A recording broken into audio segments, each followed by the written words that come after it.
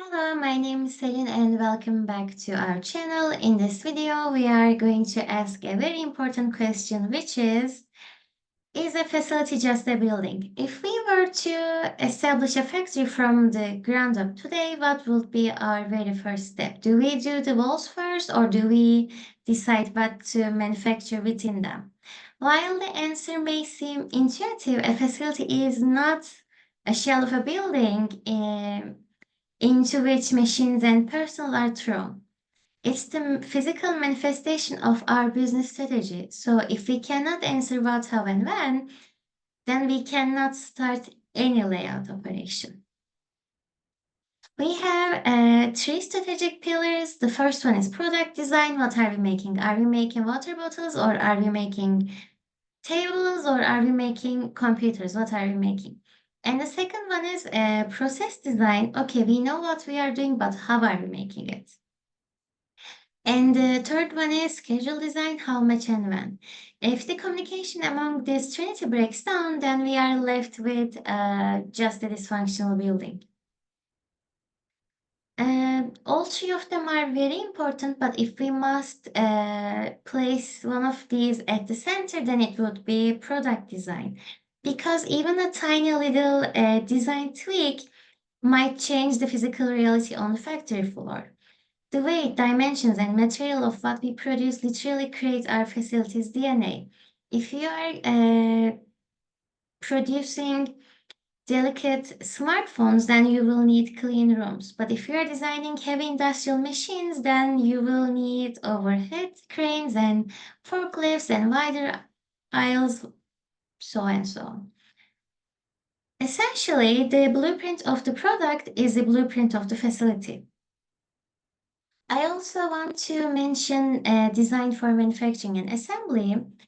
DMFA is an engineering methodology that optimizes a product design early on to make it easier and faster and cheaper to produce. We have design for manufacturing and design for assembly. Here's a little chart so you can see plant footprint savings. Let's say that we are manufacturing a car and halfway through the process, someone comes in and says, we changed our minds, we are going to make a smartphone. Your machinery, your material, everything becomes obsolete.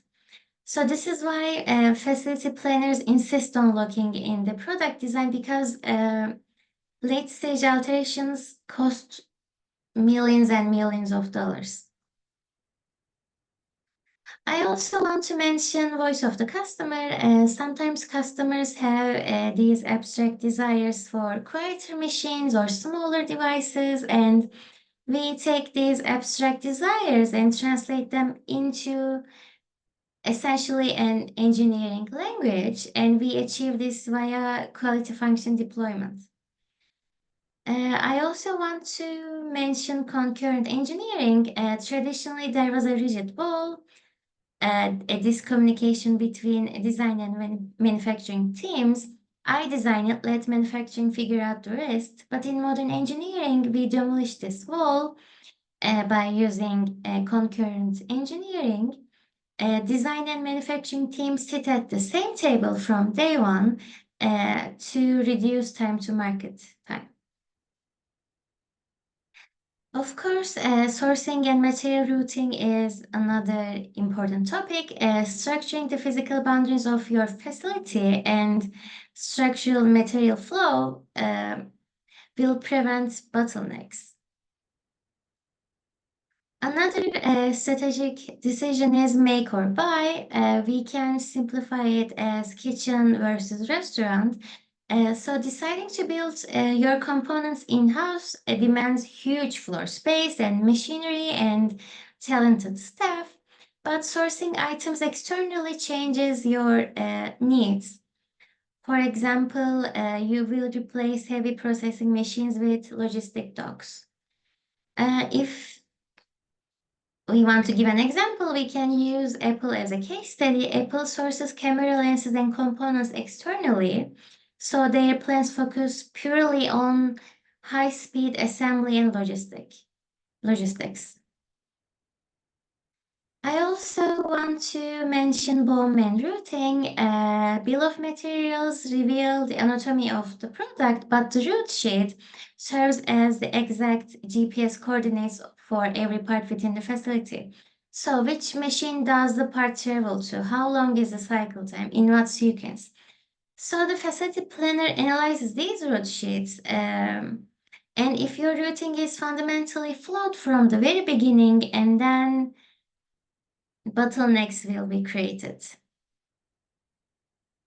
Here's a little routing and BOM table so you can see process sequence and required machinery and target cycle time and facility layout destination, all important for facility layout.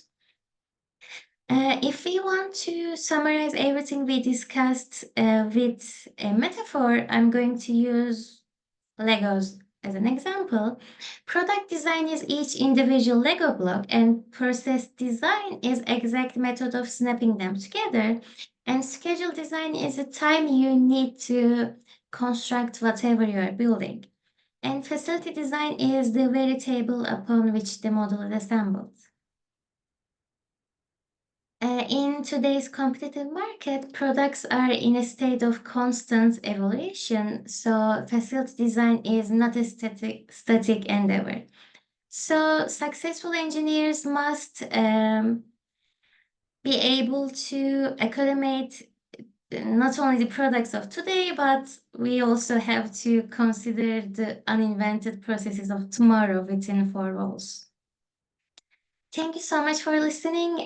We have a little quiz for you. If you want, you can scan the QR code and access it. Thank you so much for listening.